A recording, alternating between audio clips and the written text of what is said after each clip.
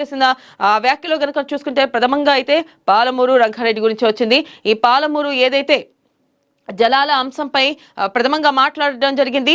నల్గొండ జిల్లాలకు కూడా అన్యాయం చేస్తూ ఉంటే సహించమంటూ కూడా ఇటు బీఆర్ఎస్ అధినేత కేసీఆర్ అయితే మాట్లాడారు. అయితే ఇక్కడ ఒక విషయం చూసుకున్నట్టయితే బీఆర్ఎస్ అధినేత కేసీఆర్ వ్యాఖ్యలకు కాంగ్రెస్ సీఎం మనం చూసుకోవచ్చు రేవంత్ రెడ్డి కీలక వ్యాఖ్యలు చేయడం జరిగింది. ఆయనకు కీలకంగా కౌంటర్ ఇచ్చారు కేసీఆర్. అసెంబ్లీకి రా, నీటి వాటాలపై చర్చిద్దాం. ముఖ్యమంత్రి రేవంత్ రెడ్డి సవాల్. కొడుకు అల్లుడు కొట్టుకుంటున్నారని కేసీఆర్ బయటకొచ్చిండు. ముఖాముఖి చర్చంటే ముఖం చాటేసేదే కేసీఆర్. చంద్రబాబు అసలు శిష్యుడు కేసీఆర్. 3 జిల్లాలకు మరణ శాసనం రాసిందే కేసీఆర్. 10 ఏళ్ల కేసీఆర్ పాలనలో ఒక్క ప్రాజెక్టు కూడా పూర్తి కాలేదు. కేసీఆర్ కేటీఆర్ ఆర్థిక ఉగ్రవాదులు. మనం చూసుకోవచ్చు ప్రథమంగా గనక సీఎం రేవంత్ రెడ్డి ఘాటైన సమాధానం ఇచ్చారు. ఆయనకి ఏదైతే బీఆర్ఎస్ అధినేత కేసీఆర్ చేసిన వ్యాఖ్యలని తిప్పికొడుతూ సీఎం రేవంత్ రెడ్డి కొన్ని వ్యాఖ్యలు చేయడం జరిగింది. ఆ వ్యాఖ్యలు కనుక మనం చూసుకుందాం. రాష్ట్రంలోని నదీ జలాలపై చర్చిద్దామని, అందుకోసం అసెంబ్లీకి రావాలని బీఆర్ఎస్ పార్టీ అధ్యక్షుడు మాజీ సీఎం కేసీఆర్ కు తెలంగాణ సీఎం రేవంత్ రెడ్డి సవాల్ విసిరారు. భారత రాష్ట్ర సమితి అధినేత కేసీఆర్ ఇప్పటికైనా బయటికి రావడం చాలా సంతోషకరమైన. కొడుకు అల్లుడు కొట్టుకుంటున్నారని కేసీఆర్ బయటకు వచ్చాడని ఆయన అన్నారు. ఇక మీడియా సమావేశంలో కేసీఆర్ చేసిన ఆరోపణలపై సీఎం రియాక్ట్ అయ్యారు. ముఖాముఖి చర్చలకు రమ్మంటే ముఖం చాటేస్తున్నాడు. కుర్చీ కోసం అల్లుడు కొడుకు కేసీఆర్ చావు కోరుకుంటున్నారు.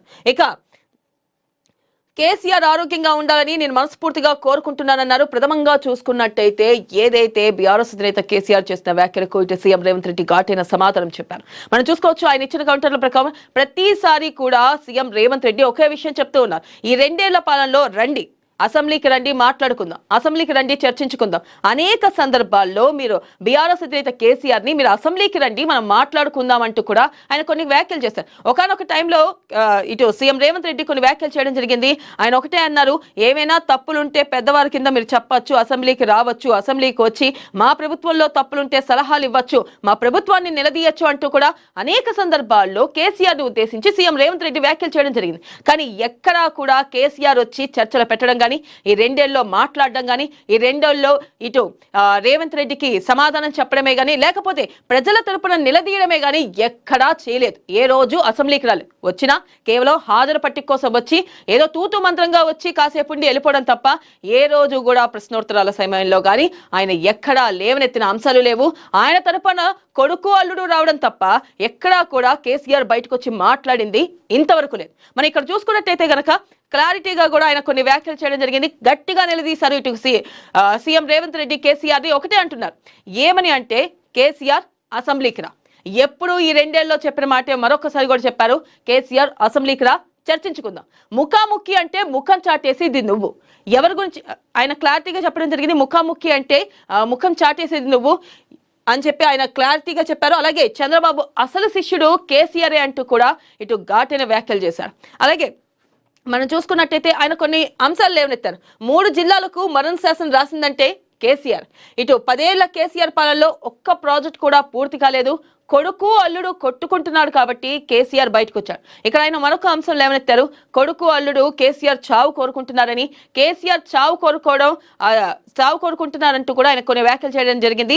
అలాగే ఆయన ఇక్కడ మరొక వ్యాఖ్య అన్నారు, కేసీఆర్ ఎప్పుడూ బాగుండాలి, ఆరోగ్యంగా ఉండాలి అంటూ కూడా ఇటు రేవంత్ రెడ్డి కొన్ని వ్యాఖ్యలు చేశారు. అయితే ప్రథమంగా చూసుకున్నట్టయితే గనక నిన్న ఏదైతే కేసీఆర్ లేవనెత్తిన అంశాలే గానీ, దానికి దీటైన కౌంటరే గానీ, ఏదైతే ఈ 10 ఏళ్ల పాలనలో మీరేం చేశారు, అసెంబ్లీకి రండి, మాట్లాడుకుందాం, అసెంబ్లీకి రండి, చర్చించుకుందాం. మరి కేసీఆర్ నిజంగానే అసెంబ్లీకి వెళ్తారా? ఒకవేళ అసెంబ్లీకి వెళ్తే ఈ విషయాలపై మాట్లాడతారా? మరి లేదా ఏదో మరొకసారి వెళ్ళేసి అలా ఏదో హాజరేయించుకొని వచ్చేస్తారా?